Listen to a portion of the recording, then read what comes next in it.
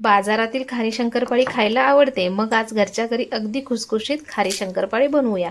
नमस्कार मंडळी, प्रीतीज किचनमध्ये तुमचं खूप खूप स्वागत आहे। आज आपण बनवणार आहोत गव्हाच्या पिठापासून खूप साऱ्या लेयर्स असणारी शंकरपाळी।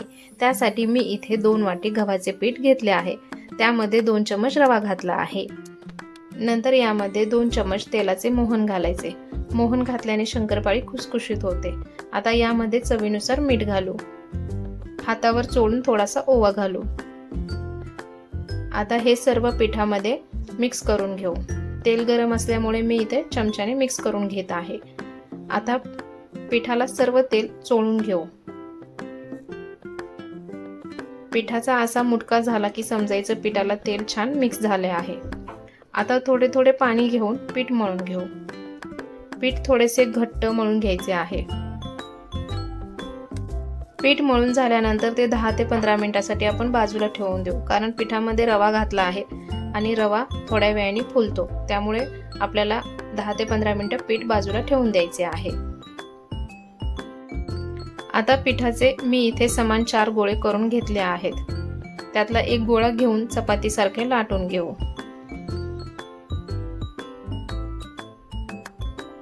लाटताना थोडे सुके पीठ लावले तरी चालेल। मी इथे कॉर्नफ्लॉवरचे पीठ व तुपाचा साठा करून घेतला आहे, तो या चपातीला सगळीकडे लावून घेऊ। साठा जास्त लावायचा नाही, थोडा थोडा साठा सगळीकडे लावून घ्यायचा आहे। वरतून थोडेसे सुके पीठ टाकून घेऊ। आता दुसरी चपातीही यावरती टाकू, तिलाही साठा लावून घेऊ। अशाच प्रकारे बाकीच्याही दोन्ही चपाती एकावर एक टाकून साठा लावून घेऊ।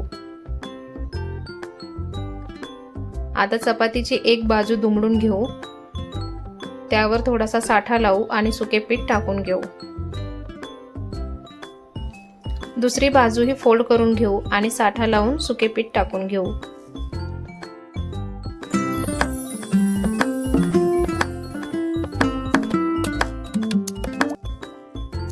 नंतर बाजूच्या दोन्ही बाजू दुमडून घेऊ आणि चौकोनी उंडा तयार करून घेऊ।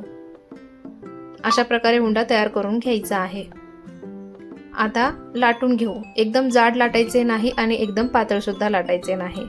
आपण जसं शंकरपाळीला लाटतो तसंच लाटायचं आहे।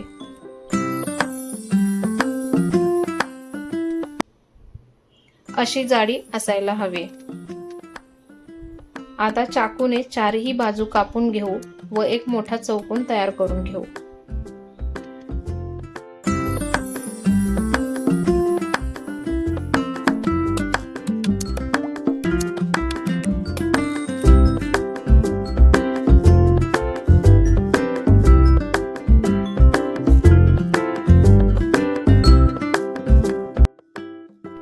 आता याचे छोटे छोटे चौकोन कापून घेऊ। मी इथे चौकोनी आकारामध्ये कापून घेत आहे, तुम्ही तुम्हाला हव्या त्या शेपमध्ये कापून घेऊ शकता।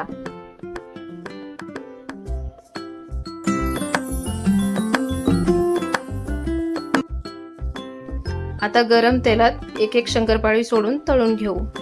गॅस हा मीडियम ठेवायचा आहे, कारण आपण लेयर्सच्या शंकरपाळ्या बनवल्या आहेत, त्यामुळे मीडियम गॅसवरच तळून घ्यायच्या आहेत। इथे आपले गरमागरम शंकरपाळी तयार आहे।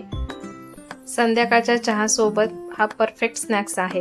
तुम्हाला हा व्हिडिओ किंवा ही रेसिपी आवडली असेल तर लाईक करा, आपल्या फ्रेंड्सना शेअर करा आणि आपल्या अजून चॅनलला सबस्क्राईब केलं नसेल तर लगेच सबस्क्राईब करा, नाहीतर अशा टेस्टी आणि सोप्या रेसिपी मिस कराल। थँक्यू।